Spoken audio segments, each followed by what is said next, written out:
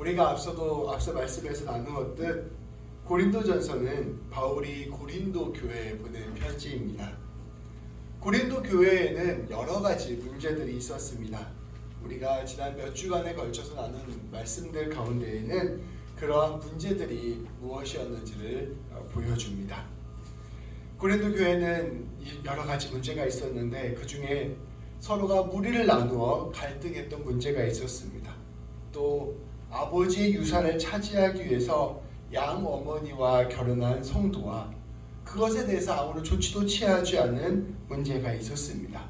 또 이방 신들에게 바쳐진 고기를 먹을 것인가 마을 것인가를 가지고 다투는 문제들도 있었습니다. 이렇게 여러 가지 문제들로 고린도 교회는 고민들을 하고 있었던 것입니다. 그런데 이 모든 문제들의 근본적인 원인을 들어가 보면 그 이유는 하나였습니다. 바로 진짜로 예수님을 믿지 않는 데에 있었습니다. 예수님을 마음의 중심에 두고 예수님을 주님으로 모시고 예수님을 따라 살아가면 이러한 문제들은 넉넉히 해결할 수 있었습니다. 그런데 고린도 교회 성도들은 가장 마음의 중심에 예수님을 주님으로 모시지 않았던 것입니다. 이들에게 있어서 예수님이 주님이 아니라 자기 자신이 주님일 때가 더 많았습니다. 예수님의 뜻을 구하기보다는 자기의 생각과 뜻을 구할 때가 더 많았습니다. 예수님을 신뢰하기보다는 세상의 권세와 세상의 능력, 돈을 더 신뢰하기도 하였습니다. 겉으로는 예수님을 잘 믿는 것처럼 보였지만 정작 마음속 가장 깊은 곳에서 핸들을 잡고 있는 사람은 예수님이 아니라 자기 자신이었던 것입니다. 오늘 말씀은 그 핵심을 찌르는 말씀입니다. 바울은 선포합니다. 여러분은 예수님을 믿는 사람들입니다. 그러니 이제 우상 숭배를 멈추시기 바랍니다. 여러분 자신을 우상으로 두지 마십시오. 돈을 우상으로 두지 마십시오. 자기의 생각과 뜻, 자기 지식, 자기 권리를 우상으로 두지 마십시오. 예수님을 믿는다는 것은 여러분의 마음의 중심을 예수님께 드리는 것을 뜻하는 것입니다. 다른 한편으로는 여러분 마음의 중심에 예수님 아닌 어떤 것도 두지 않는 것을 뜻하는 것입니다. 여러분, 우상과 하나님은 함께 섬길 수 없습니다. 선포하고 있는 것입니다. 귀한 새벽교회 성도 여러분, 이 바울의 선포는 우리 모든 그리스도인들이 평생을 두고 씨름해야 되는 문제입니다. 그리고 우리가 결단해야 하는 문제입니다. 우리는 예수님을 믿는다고 하면서 내가 주인이 되고 예수님을 하인으로 두려고 합니다. 나를 위해 예수님을 고용하는 것입니다. 도움이 필요할 때마다 예수님을 마치 하인 부리듯 찾곤하는 것입니다. 그러나 예수님을 믿는다는 것은 예수님이 주인이 되고 우리가 종이 되는 것입니다. 내 인생의 모든 주권을 예수님께 내어드리는 것입니다. 내 모든 시간, 내 모든 결정, 내 모든 생명까지도 예수님께 드리는 것입니다. 말 그대로 나는 죽고 예수님께서 내 삶에서 사시는 것, 이것이 바로 예수님 믿는 것입니다. 바울은 그러한 믿음을 고린도 교회 성도들에게 그리고 오늘 우리에게 요구하고 있는 것입니다. 바울은 이것이 얼마나 중요한 것인지를 가르쳐주기 위하여 이스라엘 백성들이 이집트를 탈출했던 시대의 이야기를 예로 들었습니다. 우리 1절부터 4절까지 말씀입니다. 우리 한 절씩 교독하여 읽도록 하겠습니다. 형제 자매 여러분, 나는 여러분이 이 사실을 알기를 바랍니다. 우리 조상들은 모두 구름의 보호 아래 있었고 바다 가운데를 지나갔습니다. 이렇게 그들은 모두가 바다 속에서 세례를 받아 모세에게 속하게 되었습니다. 그들은 모두 똑같은 신령한 음식을 먹고 모두 똑같은 신령한 물을 마셨으나 그들은 자기들과 하나님 신령한 바다에서 물을 마셨습니다. 그 바다는 그리스도였습니다. 아멘. 이 말씀을 딱 보면은 이게 무슨 소린가 하실 수 있는데요. 이것은 출애굽기 시절의 이야기를 가지고 이야기를 한 것입니다. 이스라엘 백성들은 오래전에 이집트의 노예였습니다. 그들은 이집트의 수많은 공사에 동원되면서 큰 고통을 받고 있었습니다. 심지어 이스라엘 백성들의 숫자가 많아지자 파라오는 남자아이들을 다 죽여버리라라고 하는 명령까지 내리기도 하였습니다. 하나님께서는 이스라엘 백성들의 비참한 현실을 보고 이들을 구원하셨습니다. 막강한 이집트 파라오의 권세를 꺾기 위해, 그 뜻을 꺾기 위해 10가지 재앙을 내리시기까지 하였습니다. 결국 이스라엘 백성들은 이집트에서부터 해방되어서, 그 노예로서의 삶에서부터 해방되어 그들의 고향이었던 가나안 땅, 지금의 이스라엘 땅으로 돌아오게 되었습니다. 그때 우리 하나님께서 이스라엘 백성들에게 놀라운 기적을 베푸셨습니다. 이집트 군대가 뒤에서 막 쫓아오고 있는데 앞에 큰 바다가 가로막히게 된 것입니다. 하나님께서는 바람을 불게 하셔서 그 바다를 갈라주시고 그 바다 사이로 이스라엘 백성들을 지나가게 하셨습니다. 그 말씀이 바로 바다 가운데를 지나갔습니다라는 말에 담겨있는 뜻입니다. 바다를 넘어 가나안 땅으로 가는 길은 사막과 광야 길이었습니다. 하나님께서는 낮에는 구름을 보내주셔서 햇빛을 가려주시고 밤에는 불기둥을 내려보내주셔서 추위를 견뎌내게 하셨습니다. 광야에서 먹을 것이 없어지자 하늘에서 음식을 내려보내주셨고 마실 물이 없자 바위 틈에서 물이 솟아나게 하셨습니다. 이를 통해 이스라엘 백성들을 살려주시고 보호하여 주시고 인도하여 주신 것입니다. 이를 통하여 하나님의 살아계심을 이스라엘 백성들에게 보여주신 것입니다. 바울은 이 이야기를 꺼내며 이 이야기가 바로 이스라엘 백성들 가운데 있었던 이야기들입니다. 그런데 놀랍게도 이 이야기가 우리 그리스도인들에게도 동일하게 일어나고 있습니다. 이야기하고 있는 것입니다. 이스라엘 백성들이 예전에 바다를 건넜던 것처럼, 바다 사이를 지났던 것처럼 우리는 세례를 받았습니다. 이스라엘 백성들이 하늘에서 온 음식과 바위에서 솟아나는 물을 마신 것 같이 우리는 성찬식을 통하여 떡과 포도주를 먹고 있습니다. 이스라엘 백성들이 이집트 탈출을 통하여 하나님의 구원하심과 인도하심을 경험했다면 우리는 예수님의 십자가와 부활을 믿는 믿음을 통하여 또 이 신앙생활을 통하여 하나님의 구원하심과 인도하심을 경험한 것이라 고백하고 있는 것입니다. 그러니까 여러분이 지금 신앙생활을 하고 있는 그것은 다름 아닌 예전에 이스라엘 백성들이 이집트에서 탈출해서 해방되게 된 것과 같은 것입니다 라는 것을 바울이 이 비유를 통하여 설명하고 있는 것입니다. 그런데 이 똑같은 경험을 하고 했던 이스라엘 백성들의 옛날 이야기를 다시 한번 이야기해 줌으로써 오늘 우리가 처한 상황에 대해서도 계속해서 설명하고 있습니다. 이스라엘 백성들은 앞서 말씀드린 놀라운 기적을 경험하고 나서도 하나님을 끝내 신뢰하지 않았던 것입니다. 5절부터 11절까지의 말씀입니다. 이것도 한 절씩 교독하겠습니다. 그러나 그들의 대다수를 하나님께서는 좋아하지 않으셨습니다. 그들은 광야에서 멸망하고 말았습니다. 이런 일들은 우리 조상들이 나를 좋아한 것 같이 네가 나를 좋아하는 사람이 되어서 안 된다는 것을 우리에게 가르쳐주는 무언가 되었습니다. 그들 가운데 얼마는 우상을 숭배했습니다. 성경에 기록하기를 백성들이 앉아서 먹고 마셨으며 일어서서 춤을 추었다 하였습니다. 여러분은 그들과 같이 우상 숭배자가 되어서는 안 됩니다.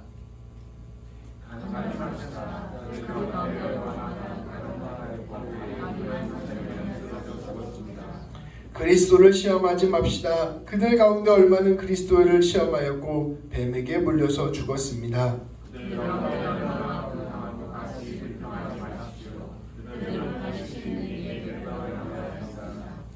이런 일들이 그들에게 일어난 것은 본보기가 되게 하려는 것이며 그것들이 기록된 것은 말세를 만난 우리에게 경고가 되게 하려는 것입니다. 바울은 이스라엘 백성들의 역사를 다시금 떠올리게 하였습니다. 이스라엘 백성들은 이와 같이 하나님의 기적을 체험했음에도 불구하고 하나님을 끝내 믿지 않았습니다. 여러분 한번 생각해 보십시오. 바다가 갈라지는 경험을 했습니다. 하늘에서 먹을 것이 내려오는 경험을 했습니다. 낮에는 구름 기둥과 밤에는 불 기둥으로 우리를 인도하는 경험을 했습니다. 보통 사람이라면 절대로 경험할 수 없는 놀라운 기적들을 체험했습니다. 네, 그럼에도 불구하고 이들은 하나님을 믿지 않았다는 것입니다. 사람의 마음의 중심을 바꾸는 것이 이렇게 어렵습니다. 우리가 실제로 기적을 체험해도 기적을 체험하는 것과 내 마음의 중심이 바뀌는 것은 전혀 다른 문제입니다. 이스라엘 백성들은 그 수많은 기적들을 체험했음에도 불구하고 마음의 중심을 하나님께 내어드리지 않았던 것입니다. 그들의 마음 가운데는 여전히 그들이 가장 사랑하는 것이 마음속에 있었습니다. 그것이 무엇일까요? 다름 아닌 풍요로움이었습니다. 이들은 하나님보다 더 좋은 것, 더 자기 눈에 좋아 보이는 것, 풍요로워 보이는 것을 사랑하고 있었던 것입니다. 바울은 조상들이 악을 좋아하는 사람들이었다고 선포하고 있습니다. 이스라엘 백성들은 그렇게 광야 생활을 하면서 자기들과 함께하고 계시는 하나님을 바라보기보다는 자기 자신들의 불편함에 더욱 집중했습니다. 예전에 이집트에서 내가 노예로 살아왔던 것, 그 사실은 있고 그저 이집트의 풍요로움을 그리워했습니다. 하나님이 이들에게 선물로 주신 것, 자유와 구원의 가치를 전혀 알지 못했던 것입니다. 그들은 이렇게 이야기합니다. 실제로 성경에 나와 있는 얘기입니다. 우리는 생선과 오이와 참외와 부추와 파와 마늘을 먹고 싶다 라고 외치면서 하나님을 원망했습니다. 하나님보다 생선과 오이와 참외와 부추와 파와 마늘이 더 소중했던 것입니다. 이게 바로 사실 우리의 진짜 모습이라는 것입니다. 이들은 거기에서 그치지 않고 광야 한가운데서 송아지상을 만들었습니다. 풍요로움을 위한 형상을 만들고 그 형상에게 예배를 드렸던 것입니다. 그들은 송아지상 앞에서 제사를 드리고 그 앞에서 먹고 마셨으며 함께 춤을 추었습니다. 그 결과 이스라엘 백성들은 큰 실패를 경험하게 되었습니다. 광야에서 심판을 당하여 죽게 된 것입니다. 이것은 무엇을 뜻하는 것입니까? 우리가 우리의 마음 가운데 하나님을 모시고 살지 않는다면, 우리의 마음에 하나님이 중심이 되지 않는다면 우리의 인생길은 결국 우상에 끌려가 죽는 인생이 되어버린다는 것입니다. 생선과 오이와 참외와 부추와 파와 마늘이 우리의 인생을 구원해 주지 못한다는 것입니다. 이스라엘의 1세대는 아무도 가나안 땅에 들어가지 못했습니다. 그 다음 세대가 되어서야 가나안 땅에 들어갈 수 있게 되었습니다. 하나님의 놀라운 기적과 역사를 경험했다 하더라도, 하나님의 은혜를 충만하게 누렸다 하더라도 끝내 우상 숭배를 포기하지 않으면, 우리의 마음의 중심을 주님께 드리지 않으면 우리는 심판을 당하게 될 것이라 말씀을 선포하고 있는 것입니다. 우리가 하나님을 끝까지 우리의 마음의 중심에 모시지 못하고 우리가 하나님을 하나님으로 믿지 않는다면, 결국 우리가 우상을 믿는다면 아무리 우리 하나님께서 많은 은혜를 주셔도 우리는 결국 우상의 길을 따라가게 될 것이라는 것입니다. 바울은 12절 말씀을 통하여 매우 중요한 선포를 하였습니다. 12절 말씀입니다. 우리 같이 한번 읽도록 하겠습니다. 그런즉 선줄로 생각하는 자는 넘어질까 조심하라. 아멘. 성도 여러분, 우리의 신앙생활은 결코 겉모습만으로 이루어지는 것이 아닙니다. 우리의 신앙생활은 우리가 얼마나 많은 은혜를 경험하고 체험을 경험하고 기적을 경험했는가, 거기에 달려있는 것도 아닙니다. 겉으로 그럴싸한 그리스도인이 되었다는 것에 속으면 안 됩니다. 사람들이 저 사람은 예수 믿고 많은 축복을 받았어 라는 말에도 속으면 안 됩니다. 세례를 받고 성찬에 참여하며 누가 보아도 그리스도 괜찮은 그리스도인이 되었다고 해서 그 사람이 진짜 그리스도인이 된 것이 아니라는 것입니다. 그리스도인이 된다는 것은 마음의 주권을 하나님께 내어드리는 것입니다. 내 마음의 가장 귀한 곳 중심을 하나님께 내어드리는 것입니다. 참 그리스도인이 된다는 것은 거듭나는 것, 곧 다시 태어나는 것입니다. 나는 죽고 주님으로 다시 태어나는 것입니다.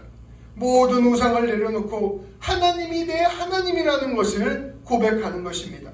우리는 그러한 믿음의 결단을 해야 됩니다. 그것이 바로 그리스도인이 되는 것입니다. 예수 믿는 것은 가장 깊은 마음의 뿌리, 마음의 중심을 뒤바꾸는 일입니다. 모든 것이 바뀌었어도 마음 중심에 하나님을 모시지 않으면 그것은 가짜입니다. 그러나 우리가 아직 부족하고 연약하고 허름하고 온전히 드려지지 못해도 내 마음의 중심을 하나님께 내어드렸다면 그때부터 놀라운 기적이 시작되는 것입니다. 이러한 선포 앞에서 우리는 두려움을 느낍니다. 왜냐하면 우리가 정직하게 우리 자신을 대면한다면 그 일이 불가능하다는 것을 알기 때문입니다.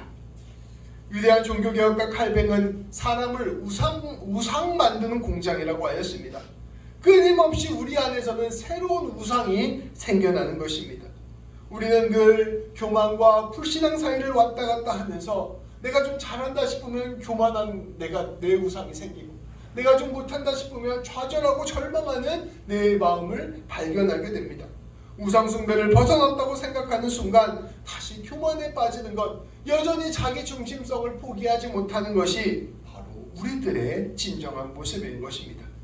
그러한 우리에게 바울은 13절, 14절 말씀을 통하여 무엇이 소망이 되는지를 알려줍니다. 우리 같이 한번 봉독하겠습니다. 사람이 감당할 시험 밖에는 너희가 당한 것이 없나니 오직 하나님은 미쁘사 너희가 감당하지 못할 시험 당함을 허락하지 아니하시고 시험 당할 즈음에 또한 피할 길을 내사 너희로 능히 감당하게 하시느니라. 그런즉 내 사랑하는 자들아 우상 숭배하는 일을 피하라. 아멘. 우리의 힘과 능력으로는 우리의 마음의 중심에 하나님을 왕으로 모실 수 없습니다. 이것을 정직하게 바라보는 것이 사실은 중요합니다. 그런데 우리 하나님께서는 이러한 우리에게 피할 길을 주셨습니다. 그 피할 길은 다름 아닌 우리 주님 예수 그리스도이십니다. 예수님이 우리를 위하여 대신하여 죽음으로 말미암아 하나님을 하나님으로 고백하지 못하는 우리를 하나님의 자녀 삼아 주셨습니다. 우리가 하나님을 왕으로 모시지 못하는데 주님이 우리에게 찾아와 주셔서 우리로 하여금 하나님을 왕 삼아 주신 것입니다. 우리는 이러한 우리 예수님을 믿고 의지해야 합니다.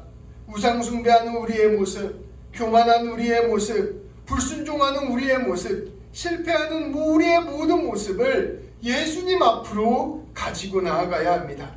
그리고 우리 예수님께 우리의 이러한 연약함을 고백하고 새 힘을 주실 것을 간구해야 합니다. 하나님, 저는 날마다 내가 내 삶의 중심이 됩니다. 저는 날마다 내 감정과 내 생각과 내 마음이 내 삶의 중심이 됩니다. 하나님, 저는 날마다 내 상황과 형편이 내 마음의 중심이 됩니다. 하나님, 저는 날마다 내 생각과 내 교만함이 내 삶의 중심이 됩니다. 하나님, 저는 돈과 풍요로움에 늘 마음을 빼앗깁니다. 하나님, 난 육체적인 쾌락과 즐거움에 늘 마음을 빼앗깁니다. 이러한 나를 불쌍히 여겨주시고 주님의 자녀로 삼아주시고 나를 새롭게 하여 주옵소서. 내 삶의 왕이 되어 주십시오. 이렇게 우리는 기도하고 고백하며 늘 주님을 붙들어야 하는 것입니다. 날마다 주님의 십자가 보혈의 은혜를 간구하며 믿음으로 한 걸음 한 걸음 은혜를 구해야 하는 것입니다. 우리 주님께서 우리를 용서하여 주셨고 우리를 하나님의 자녀 삼아 주셨음을 믿음으로 바라보고 붙들어야 하는 것입니다. 주님이 보여주신 사랑과 은혜를 늘 우리는 붙들고 나아가야 할 것입니다. 그 믿음 안에서 우리는 예수님과 함께 죽고 예수님과 함께 사는 것입니다. 성도 여러분, 우리는 모두 예수님을 믿는 사람들입니다. 이 예수님 잘 믿읍시다. 우상 숭배하십시오. 하지 맙시다. 진실로 우리 예수님을 가장 귀한 것으로 여기고 진실로 예수님을 우리 인생의 우선순위로 생각하며 진실로 예수님의 말씀에 순종하며 나아갑시다. 정말로 하나님을 사랑하고 이웃을 사랑합시다. 그것은 우리의 힘과 능력으로 되는 것이 아니라 예수님 바라보며 나아갈 때 가능한 것입니다. 우리 하나님께서는 우리의 마음속 가장 중심을 꿰뚫어 보시는 분이십니다. 그렇게 우리가 하나님을 속이려 하는 일은 아무런 의미가 없는 일입니다. 내가 겉으로 그럴싸한 예수님 믿는 사람처럼 보이는 것 아무짝에도 쓸모없는 거예요. 내 마음에 예수님을 마음의 중심으로 모시지 않고 내가 예수님을 내 삶의 주님으로 모시지 않는다면 겉으로 예수님 잘 믿는 것처럼 보이는 것 이것처럼 세상 쓸데없는 일이 없습니다. 우리의 하나님은 우리의 가장 귀한 마음의 중심을 원하십니다. 예수님 믿기로 결단한 것, 우리가 그 마음 안에서 예수님께 우리의 마음의 중심을 내어드립시다.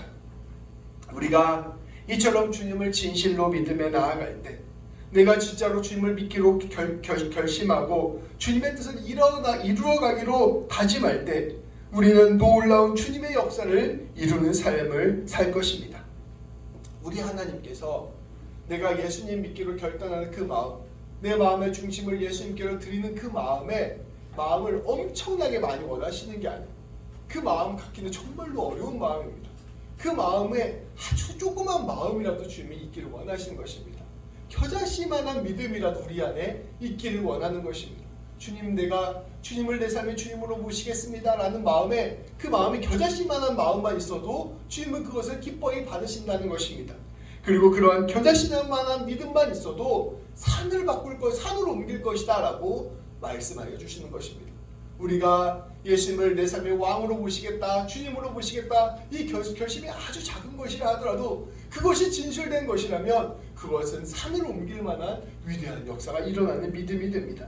그 작은 씨앗이 큰 나무가 되어 수많은 새들이 그 안에 깃들이게 된다고 주님은 말씀하셨습니다.